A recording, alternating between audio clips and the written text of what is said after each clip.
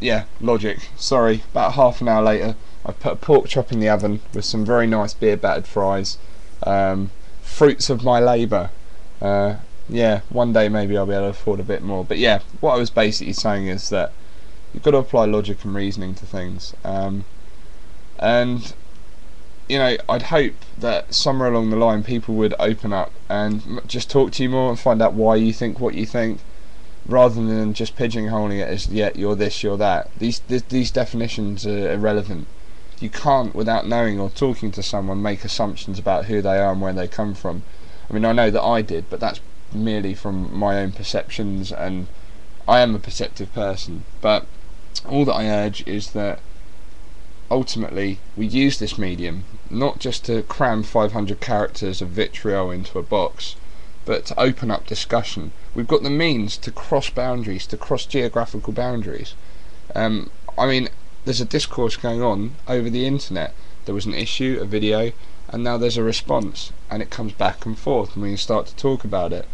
And the one thing that I'd like to do before I go is just basically talk about the guy that I went to university, and when I went to university, one of my lecturers, Keith Jenkins. If you Google Keith Jenkins, you might get some sort of insight into why I think in the way that I think.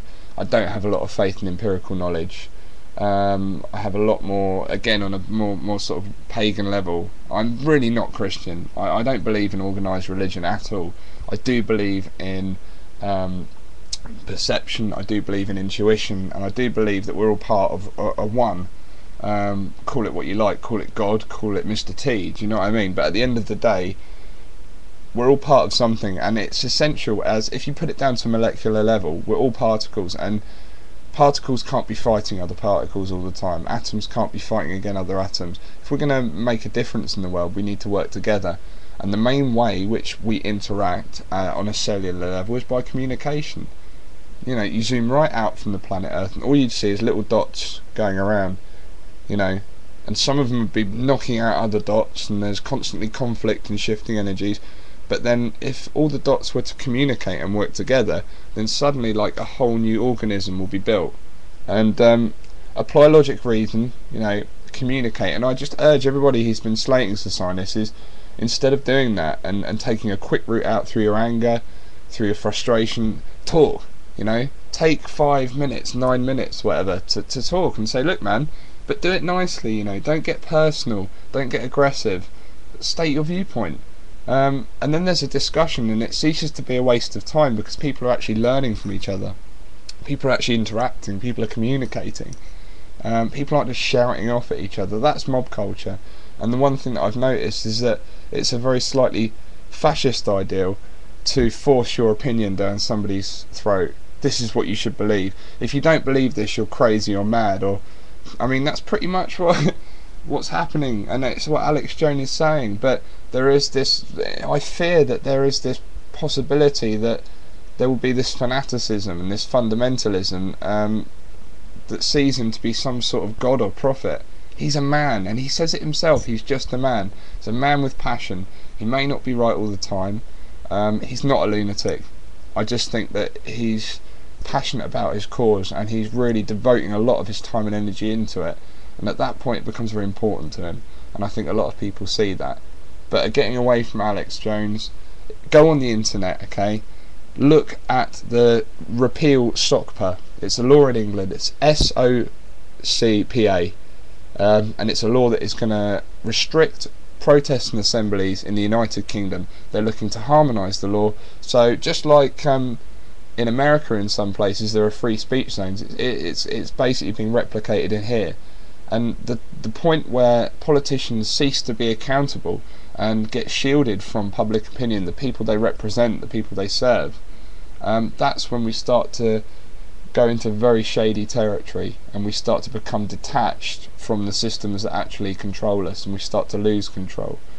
So communicate, disseminate, maybe not masturbate, but, well, now and again. But I hope you catch my drift, and I just hope that I don't get too many negative responses, just really from being a little bit more liberal and looking at things on a level of discourse, a level of communication.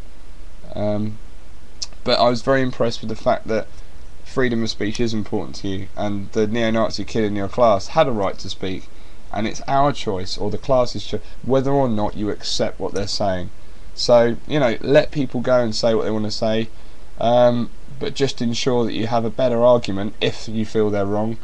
You have a better, more cohesive argument to throw back, but do it in a nice way, do it in a kind way, that prompts discussion, and then people make their own decisions, But I think Socinis, man, it's been very, very pleasant to interact and to take this medium further. You know what I mean? We're across the channel, yet we're having a discussion. We're having a chat, back and forth maybe. But let's make use of this technology to talk to each other, opposed to just hurling insults. And I'm not referring to you, so I'm referring to the people who've made threats. Take a step up in your minds. Take a step up. Lose the aggression, lose the bestiality.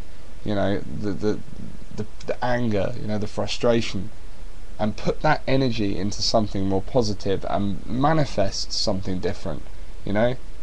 And you can't manifest something by forcing it down someone's throats. And Frantz Fanon said that, all the Algerians, the reason that the Algerian culture became violent and aggressive is because the French imposed violence and aggression on them, therefore psychologically it was regurgitated. But maybe the imposition that the capitalist system, the governments are imposing on the people is causing a psychological state of frustration and anger, and that's what worries me. I'm trying to become less angry myself, but it still does happen. I'm a human being, and my psychology, to a point, is sometimes beyond me. But then that's where NLP, cognitive methods of changing your brain chemistry yourself can be applied. But yeah, man, I don't know tons about you. It was a random thing where I stumbled across this, but I thought the best way to respond would be by talking, and not by hurling abuse. So ultimate respect back to you, dude, and many thanks for taking the time to discuss that.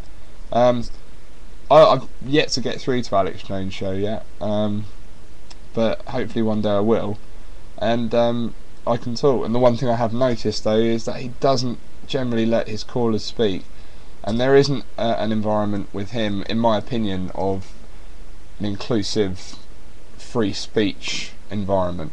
And I'm not slating him, I'm just purely observing, okay, and that's what I feel.